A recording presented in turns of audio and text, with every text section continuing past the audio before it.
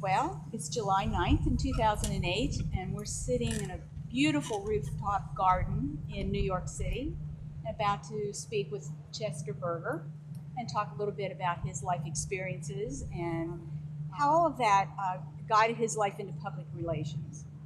Um, so, you're a child of the Depression, Yes, indeed. and you've stated that those influence did, in fact, influence your work ethic and your perspective of the world.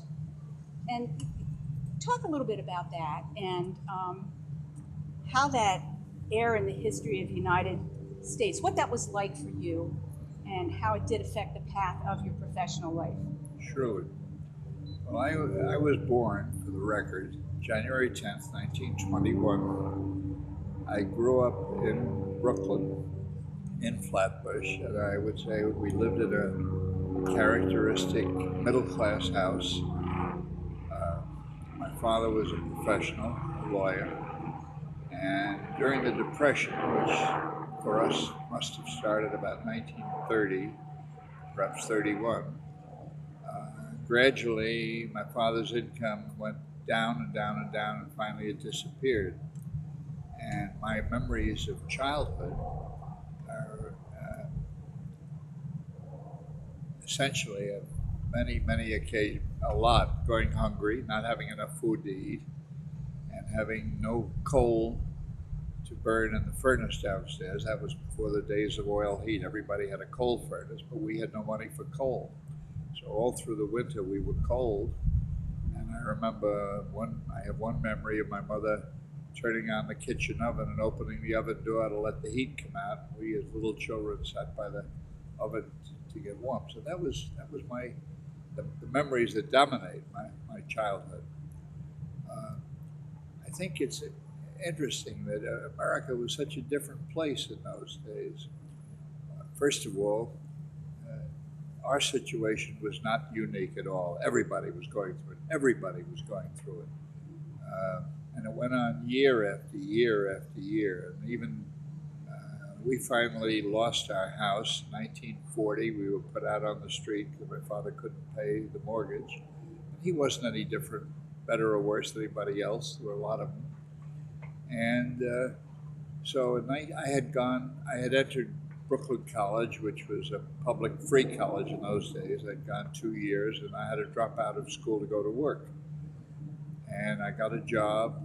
The only job I could get was as an office boy in a law firm downtown Wall Street area. My salary was $14 a week. And an interesting thing that very few people seem to be aware of today. Before World War II, there was no 5-day week in America. It was a 5.5-day week. And every office in America was open from 9 a.m. to 1 p.m. on Saturday. So my $14 was for a 5.5-day week. Well, I was there for a year. And then at the end of the year, the managing partner called me in. And he said, well, if you don't want to be a lawyer, there's absolutely no point in you working in a law firm. So I'm going to send you to one of our clients. And he sent me over to CBS, and they hired me as a page boy who wore a uniform. Page boys wore uniforms. And our job was really two things. Three things: run errands, get coffee for the secretaries, or handle the crowds to line up when they came for a radio broadcast. And my salary there was $15 a week. And so I came to CBS in June of 1941. And then when Pearl Harbor came in December of that year, the War Department, as it was then called, asked the broadcasting networks not to sign off and stop broadcasting at 1 a.m., which was the national practice, but to stay on the air all night. You know why? Because the radio beams that were emanating from the transmitters were the signals that the airplanes used to locate where they were. And they used to hone in on New York. So CBS decided, instead of signing off at 1 a.m., they would stay on the air all night until 6:30 a.m., which was the normal sign-on time in those days. So I got promoted and was made a program assistant for $20 a week to work all night on the all-night program. We just they played records all night long. Then, as the war came in December of 41, also they began losing people to the draft, to the armed services. And in the summer of 41, I was promoted and made assistant manager of international operations at CBS, and my salary was $25 a week. And that's what I was doing when I was drafted into the Army in December of 1942. And I was in the service for 3.5 years, approximately, almost 3.5 years.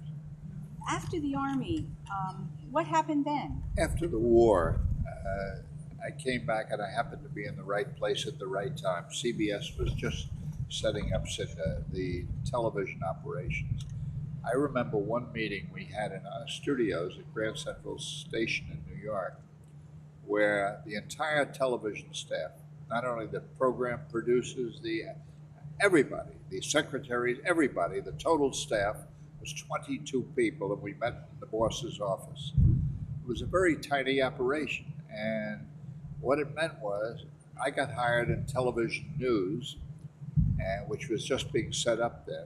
And my title, the first title they gave me was visualizer. I was supposed to figure out how to tell the news, show the news visually on television, because all they had at that time was the idea of a guy sitting in front of a microphone and talking to the camera. Right. I think the significant thing for me in this incident was that I make the point that I never voluntarily chose anything. The reason I was in the law firm in the beginning was it was the only job I could get. The reason I ended up began at CBS was that he sent me there. The reason I ended up in television news was they happened to put me there.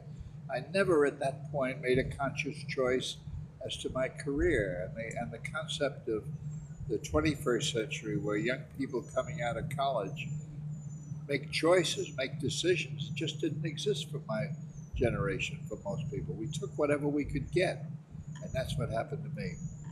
Well, I was at CBS over 13 years, and I ended up as national manager of television news for CBS, and I was running the operation. It was a marvelous opportunity for me, but it never would have happened if television had been important. Television was so unimportant in those days that kids like me, I was 25 then, had opportunity because the people that we used to refer to them privately as the big people, meaning the famous names in broadcasting, none of them wanted anything to do with television. It was kid stuff. As I say, I entered television in March of 1946, and Ed Murrow, for instance, didn't come into it until 51. It was too unimportant to bother with. Don Hewitt, who later became distinguished as the creator and the producer and the director of 60 Minutes, he came in about a year later. And while he had some very modest military journalism experience, he really wasn't qualified either. But he was there. My recollection is that Don Hewitt, within a few months of the time he came, showed such brilliance, such incredible freshness and imagination and vitality. It was very clear right away that he was almost a generation ahead of us in terms of ability and vision. And the fact that he created 60 Minutes, and when he finally retired in his 80s, was so respected and liked by everybody that he worked with was quite a tribute, not only to his great ability, but to the fact that kids like him or me at that time had an opportunity we wouldn't have had it been an important medium. Did you make a conscious effort to try to move the audiences, which the listening audience they were all with radio? Did you consciously try to determine how to pull that audience into the television world? No, we didn't know how large the audience was, but the best figure that was used in 1946 was that there were 3,000 television sets in New York City, all of which had been sold before World War II. Nobody knew how many of them were still in use or working. my first television set that I went out and bought when I got into television had a 3x5 inch picture. And the budgets were so limited at that time by the networks. We had an arrangement. CBS was on the air one night a week. For my recollection, again, my memory may fail me, but my recollection was it was probably from 7 or 7:30 until 10 o'clock at night. That was all for the whole week. And NBC was on, as I recall, Thursday night, the same length of time. And the other channel was Dumont, which no longer exists, which was on Saturday night at that same length of time. And then over a period of years, between 1946 and let's say 1951 approximately, gradually as the money became available and people began buying sets, we gradually expanded our broadcasting schedule until it was full time. But everything was new. I'll tell you an interesting story. When I was first given the problem, how do you show the news visually? We used to have a diagram taped up on our office wall that showed the rectangle of the television picture with an egg-shaped oval drawn within the rectangle. And we were told anything of vital information that you wanted to communicate, keep it within the egg shape, because everybody's set was differently tuned, and anything outside the egg shape in the corners might be cropped off in the home set. People wouldn't see it. Then we had the problem of maps. And the problem was that if you used any existing map, the resolution, the detailing of the television cameras was so poor at that time that all the detail, if we took a printed map and showed it on the screen, people couldn't make out what it was. So we had the problem of designing maps, and that was a problem that I tackled. When I had the problem of showing map information on television because of the poor quality of the television cameras, I flashed back to an experience I had had in the Army earlier. In 1943, General Marshall, the Chief of Staff of the Army during the war, realized that soldiers didn't know anything about why they were in the war, why they were fighting. They didn't know anything about geography. In 1943 and 43, the main fighting of the war was on the Russian front at Stalingrad. But these soldiers didn't know where Russia was. They didn't know where Stalingrad was. And I had been assigned at that point to the information and education program. And my job was once a week during a 10-minute break to tell soldiers what was going on in the war, because we had no access to newspapers or radio during battle training. And so I discovered that soldiers didn't know anything about the geography, and I began experimenting with maps. And I found a sign painter in the company, and I had him draw very simple maps. Here's where America is, and here's where Europe is, and here's where Russia is, and here's what's going on. So here it is now, the war is over, and I'm back at CBS, and all of a sudden this experience I had in the war, in the Army, all of a sudden has a relevance and a value, and I used it to develop maps that could be seen and understood on the television screen, simple maps. Now the level of technology in 1946 was so primitive. Let me describe it, a real thing that happened. It sounds unbelievable. We were unable technically to move an arrow across a map. You wouldn't believe it, but there was no way we could figure out how to move an arrow. And finally, what happened was that one of the engineers developed something using prisms on the principle that if anything was black, the insensitive cameras wouldn't pick it up.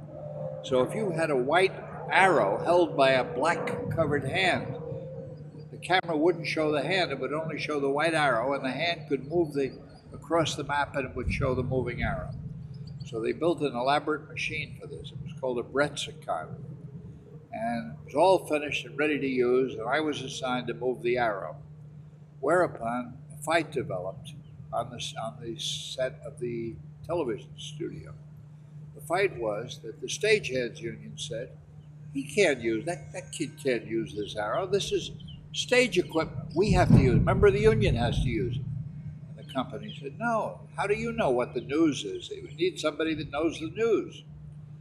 And the electricians union said, wait a minute, that uses electric light bulbs. That's an electrical piece of equipment. That's not stage equipment, that's electrical equipment. We want a member of the electrical workers union, local 3 to use it. Local 1212.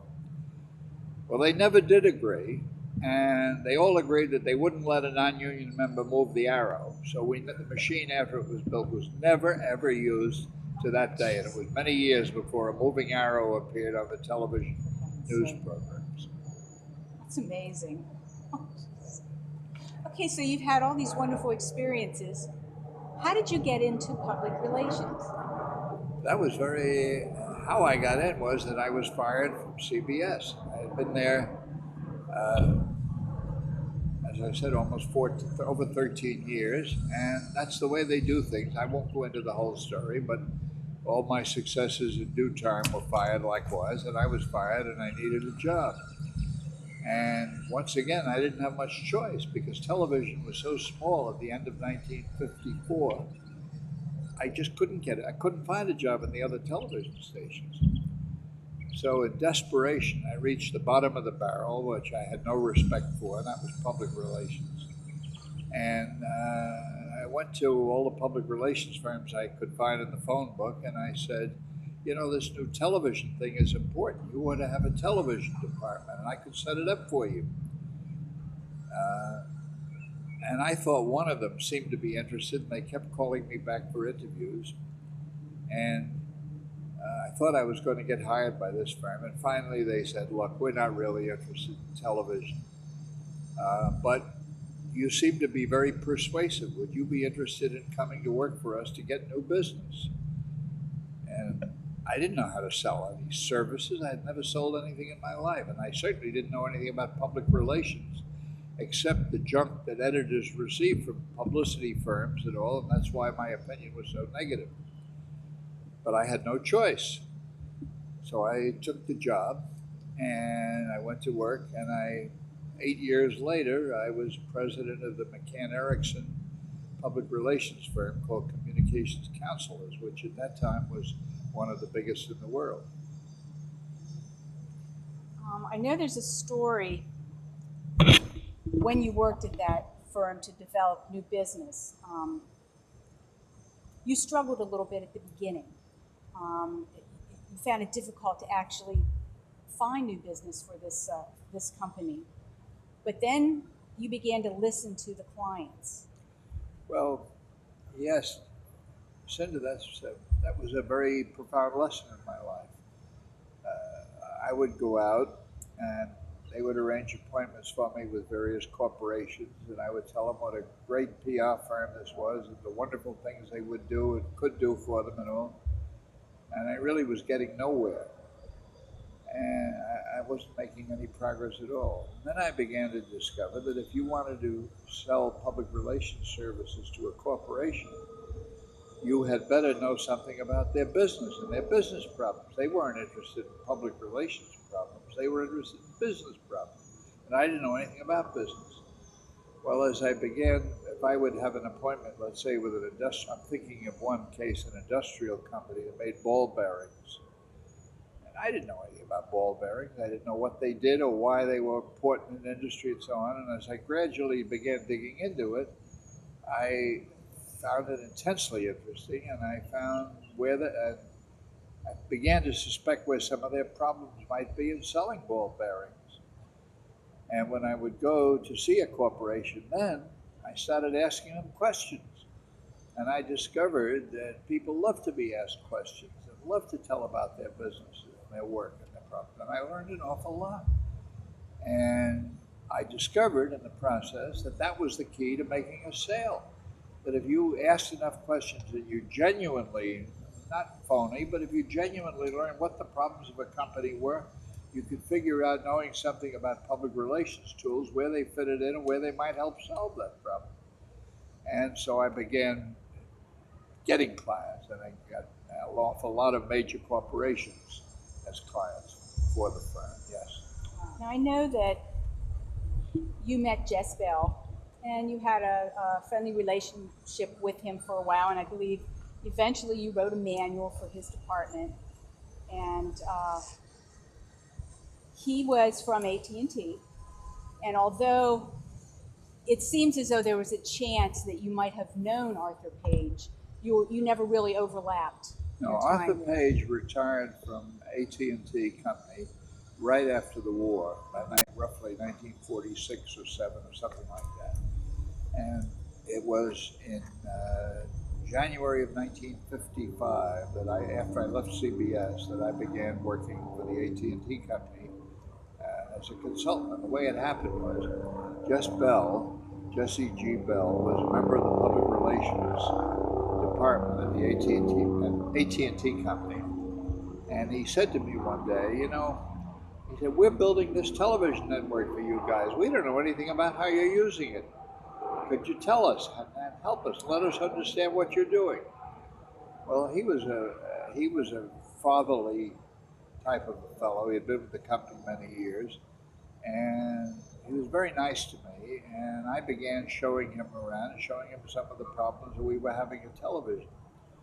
And he began using me as an advisor to the AT&T Company. He would have me meet some of the senior people, the chairman, the president, and I would answer their questions. And then finally, I think it was, my recollection is September of '55, he asked me to write a manual for them, and it was called Telephone News on Television. And it was how you could tell the telephone story using this new medium that they were actually physically building for the networks. And that turned out to be, it was copyrighted by AT&T in 1955, and it became the first corporate manual in existence of using public relations techniques for a corporation on television. I worked with the AT&T chairman and president for 33 years until the day I retired in 1988. It was I believe, the longest continuing relationship with any supplier they had ever. And the extraordinary thing to me, Cinda, was that in all those 33 years, I never had a contract with them, never had a piece of paper with them, nothing. The chairman or the president would call me up and say, "Hey, we got a problem we'd like to talk to you about. Come on down." And we'd go down and talk and discuss whatever it was. And at the end of the month, I'd send them a bill for the time, and they never questioned it, just paid it. And that went on that way for 33 years, which was pretty extraordinary. And I would say my self-perception may not be the way they would see me, but my self-perception was that the real value that I had to the AT&T Company was not that I knew television, but that I had learned the telephone business intimately, so thoroughly, very, very thoroughly. I knew what their problems were in great depth. I remember many a time, for instance, in those days when they were cutting over to the new electronic central offices, I would be in the office at midnight when they went out there to make the switch. There was so much that I knew in great depth about the business, and that's something I had learned in public relations, when I had to learn how to ask questions and learn the value of knowing a business. See, I think that public relations people working for a corporation who are really expert in public relations but have a superficial knowledge of their own businesses, I think they're handicapping themselves. I mean, I used to go out with installers. I used to go out with service people just to get a sense of what it was like, what they were doing. And it was invaluable because in many cases I found I knew more about the business than the particular person that I was working with at first hand. That's what I was really proud of. You also, I believe, were impressed with the transparency of AT&T, and I was just wondering if at the time when you were there, if any reference was ever made to Arthur Page and his values and integrity, and if it was just the culture of AT&T and your influence and Page, just because you had the same ethical standards, that kind of a business attitude just has continued. I don't think my memory at age past 87 isn't that good, but I don't think I remember ever hearing Arthur Page's name mentioned in all the years I was there. It might have been, but I don't remember it. Uh, but I do remember this was really, remember, my first corporate exposure. And I was struck, that was where I got my education in business ethics, and I'll tell you a little about it. One day, one of the chairmen or the president, I don't remember who, asked me if I would help out some young fellow down in the PR department who was having some problem that I was happened to be familiar with. My relationship with AT&T didn't depend on my relationship with this young man. It depended on my relationship at the top. But I went down and I met this fellow. I mean, I liked him and I helped him with the problem. He was 25 years old. He was not experienced. And I really hit it up with the fellow. I liked him. So at Christmas time, I sent him, as a nice gesture, a year subscription to the National Geographic magazine, which at that time was $17 for the year. Well, I just meant it out of goodwill. I wasn't going to get anything from this fellow. But a couple of weeks later, I get a letter from him saying that he had received a notice of the gift. And he said, AT&T has a policy prohibiting us from receiving any gifts from anyone with whom we do business. So would I please cancel the subscription and send him a letter to the copy of my letter canceling it for the file, for the record. Well, that was the way the ethics of the AT&T company was. That's how careful they were. And in the early 50s, somewhere around then, maybe in the mid 50s, there was a journalist who in later years, incredibly enough, became a friend of mine, Joseph Goulden, who wrote a book called Monopoly about attacking AT&T as a monopoly and all the terrible things it did. But in the whole book, there was only one or two petty little nothings of corruption, which really were. But they were out of 1 million employees, he could only find a couple of little nothings. And that said something about the character of the corporation.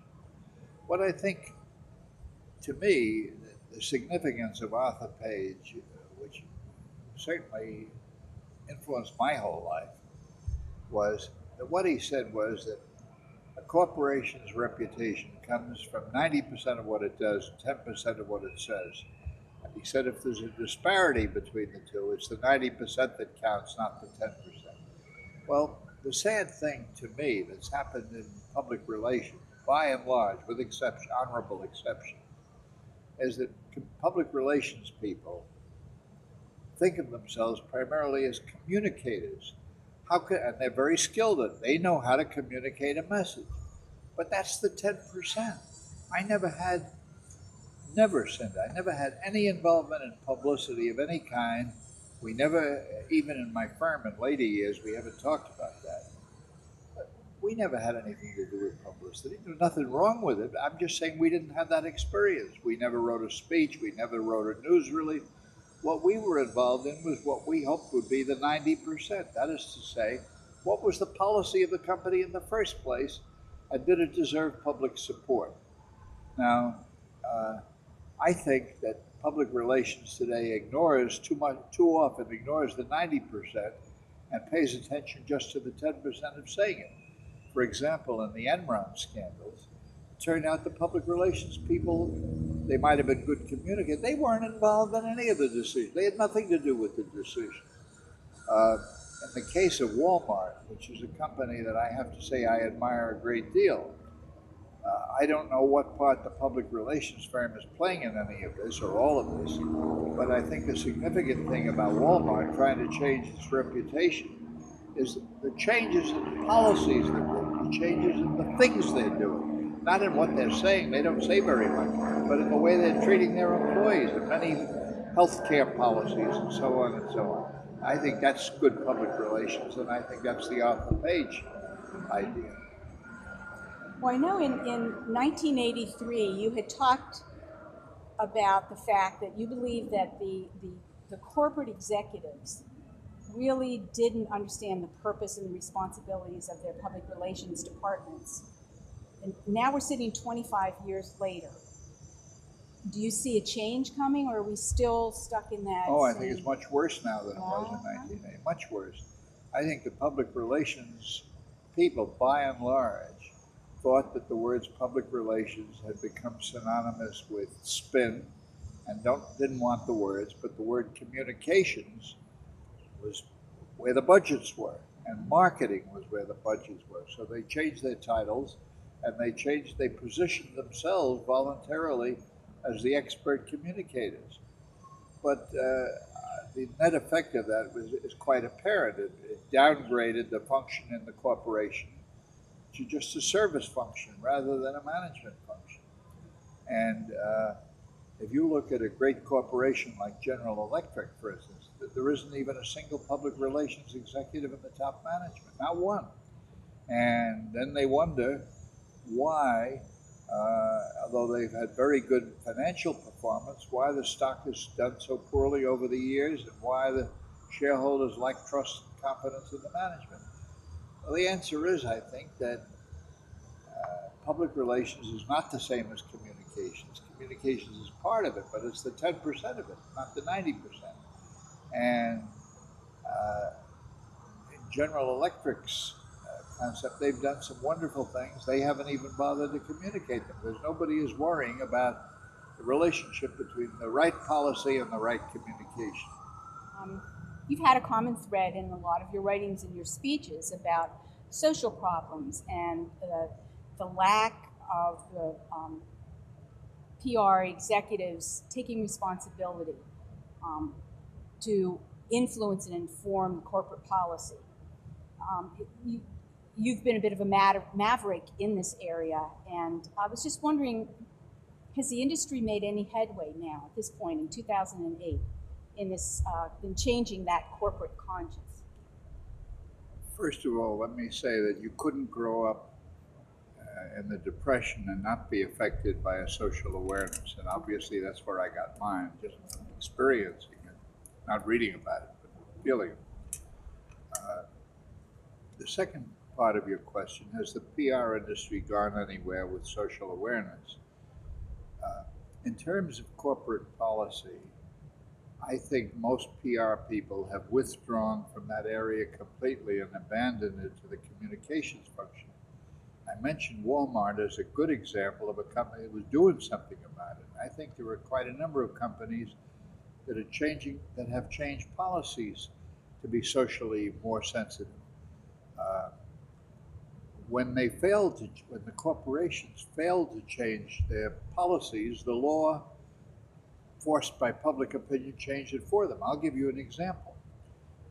In 1950, when I was running the assignment desk at CBS Television News, uh, I hired what we then would have called a Negro, now African American employee, to work on the assignment desk assigning stories. Very well qualified guy. Well, afterwards, I was called in by the employment director, and I was bawled out like I will never forget. And I was told that the company was stuck. They couldn't fire him now, but they didn't want him in the first place. And why did I hire him? And if I ever did anything like that again, I'd be fired. Well, that was characteristic of the employment policies of most corporations at that period. Uh, and utilities across the country, the exclusions varied. They always excluded African Americans, but many of them excluded Catholics, some of them excluded Jews, some excluded Protestants. I mean, it was different everywhere, but there were all kinds of rules like that. The public opinion finally came not to tolerate anymore, and the law changed it for them. But I don't think public relations people played any role in that at all.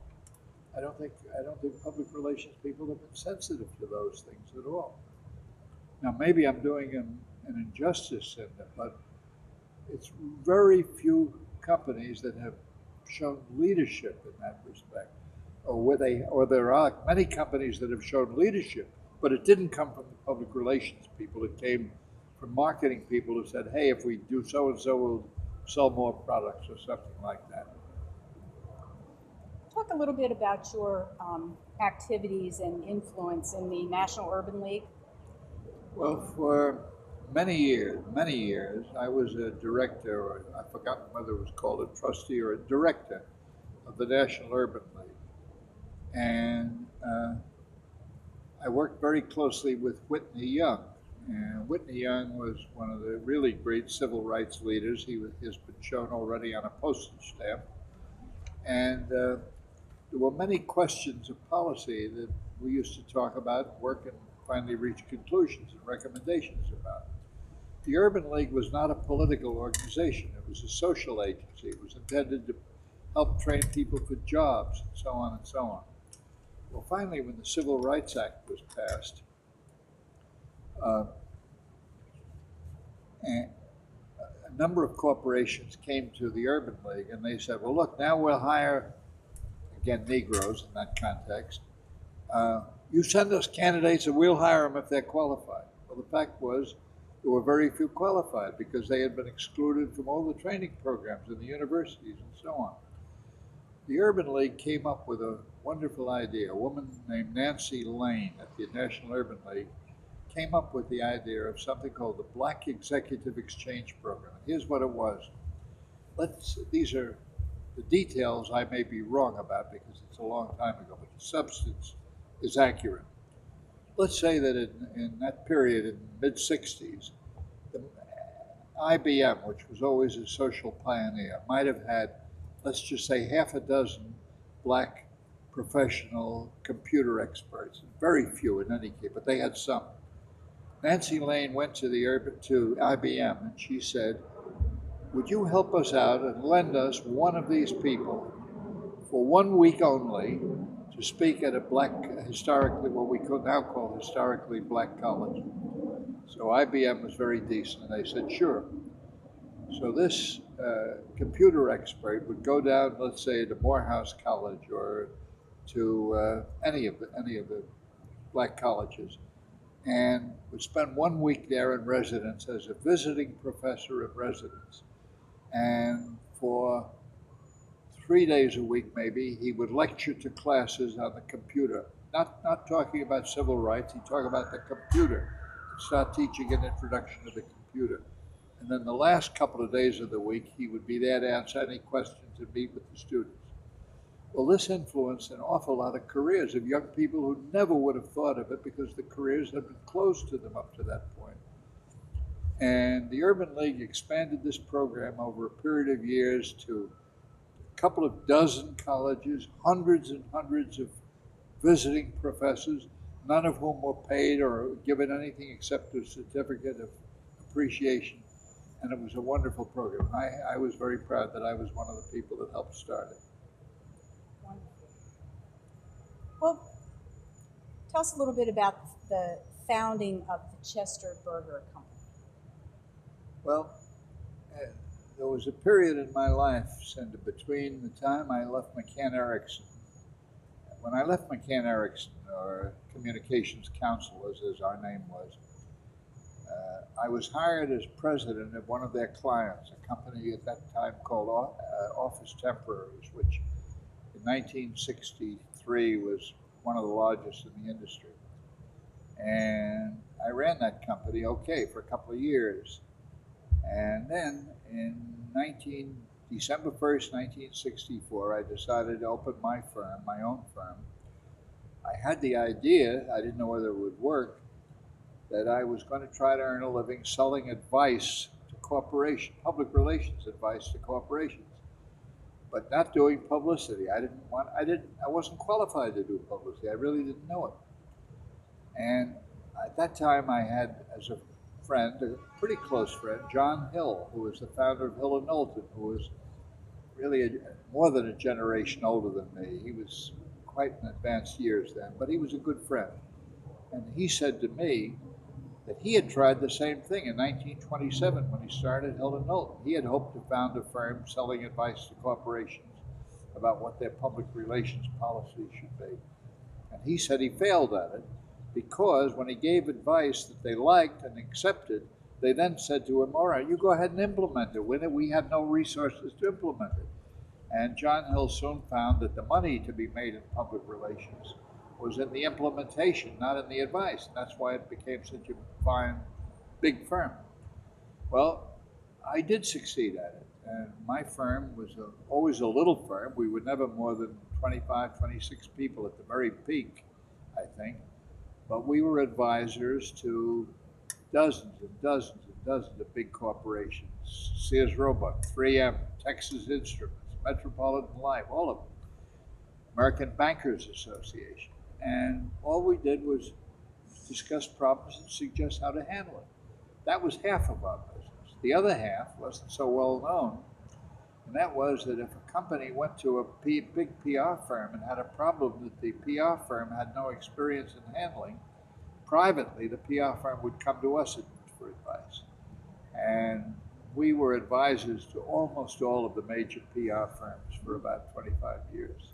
And then finally in 1988 I retired, sold the firm to my partners, one of them, and they ran it into the ground in 2 years and it was dead.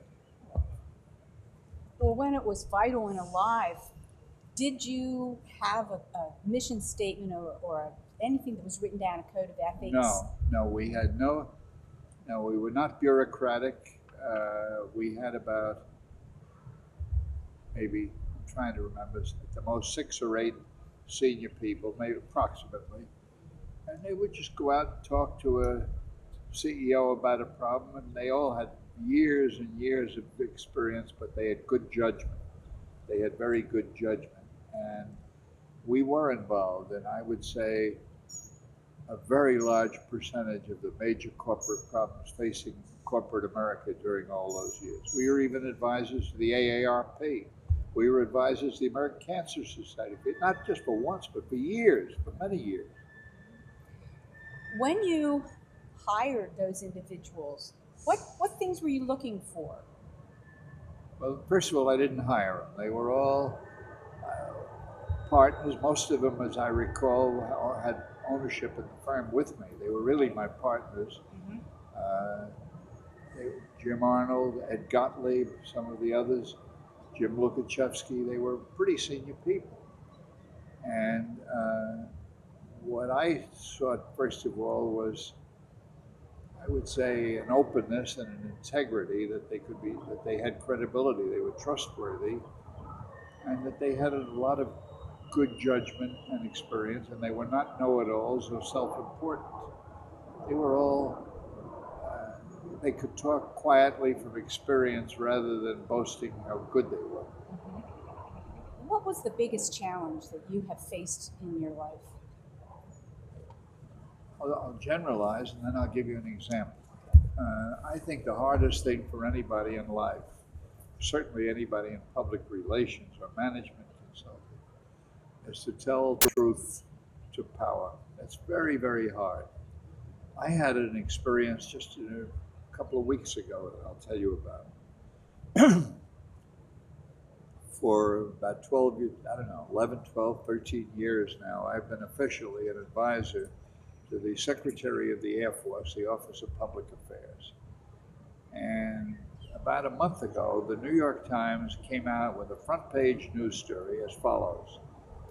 By suing the government under the Freedom of Information Act, they had achieved, or rather acquired, documents that showed as follows: that the Pentagon, the top officials of the Pentagon, had been briefing retired generals who were serving as commentators on military affairs to the television news programs. And according to the documents that the New York Times uncovered as a result of its litigation, this information was not accurate. It was untrue. Some of it was untruthful. Essentially, how great everything was, covering up some of the failures. And the generals, according to the documents that were produced, knew it at the time that it was false. And nevertheless, these commentators went on the air on all the channels talking about this, parroting the Pentagon line, and there it was. And the Times revealed it. Afterwards, I was asked by somebody connected with the military, what did I think of it all? And I was really troubled, because the truth was, I thought it was an outrage. What the Pentagon had done, not telling the truth. The truth, I would say, being the military are exhausted from this war. The men are worn out, the equipment is worn out, the money is gone, the services are short of everything. And that there is no military solution to the present war. I felt that it was, first of all, disgraceful that the Pentagon had not told the truthful, balanced picture. The second thing was the generals hadn't told the truth, because why were they employed? They were all employed by military contractors. Now, there's nothing wrong with that. It's perfectly okay. They have expertise and contacts. The problem is that it should be disclosed, because if they were to criticize any Pentagon activity or policy, they would lose their value to their employer, and therefore they'd lose their employment. That should have been disclosed. If it had been disclosed, there would have been nothing wrong with it. The third failure was the media. The media should have investigated and found out that these military commentators were not impartial, honest commentators, but they were under the control, effectively, of the Pentagon. And if they had disclosed that, it would have been okay. If the public knew who they were, they could judge it accordingly, but they didn't. Or they didn't even bother to try to find out. So that was, my dilemma was this. My association with the armed forces is very close. It's very important to me in my life. It's enriched my life, and I didn't want to lose it. And I was afraid that if I said what I honestly thought, which is what I've just said to you, that they would cut me off. And so I stalled for a couple of days before I answered it. The whole problem, what should I do? And I finally decided that if I couldn't tell the truth, what good was I? Was the access to the military that important to me that I was willing not to tell the truth? So I told the people involved exactly how I felt, and I waited for the axe to fall on my head. Subsequently, within the following 10 days, I had occasion to talk to some very senior military commanders, and they all agreed with me, and they all said they felt exactly the same way, that they were terribly offended by the breach of integrity, which was the essence of their character and their lives. Wow, that's very interesting. So feeding into this, what are the most important issues, the enduring truths that you've learned in your career?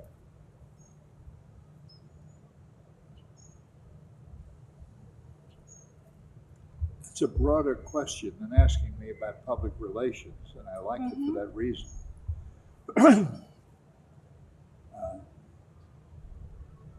I often think that, let me exaggerate a minute. Let me put it in black and white. It really isn't shades of gray, but let me put it in black and white. I often think nobody goes to bed at night worrying about Chet Berger. Maybe my wife does, but that's about it. My children, I'm sure, are concerned about me, but they have other concerns of their own. What I'm suggesting is that the world doesn't begin or end centered around me. And one of the very important lesson of my life is that when you are concerned about other people besides yourself, you get very rich returns. You develop relationships that are beyond anything you could have hoped for. That if you genuinely, I don't mean being a phony, but if you genuinely care about other people, they care about you. So I would say that's perhaps as good a lesson as any.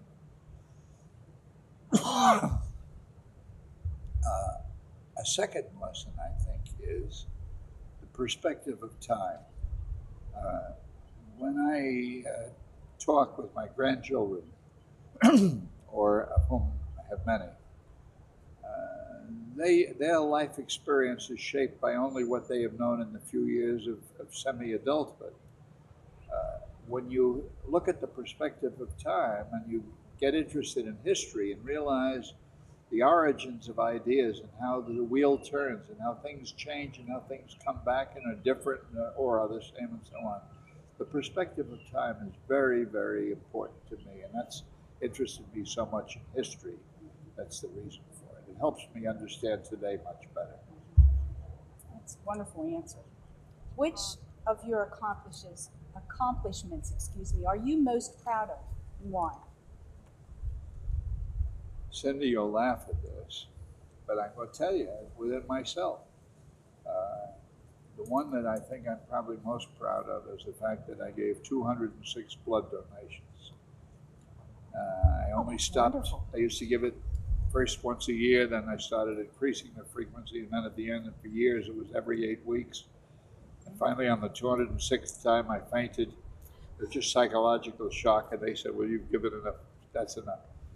But it really, to me, was that what I'm saying to you is that I got great pride in having helped, feeling that I helped other people, and that's wonderful because other people have helped me. I would say the other thing was when the government gave me that medal for outstanding service to the United States. That meant a lot to me. It meant a lot to me.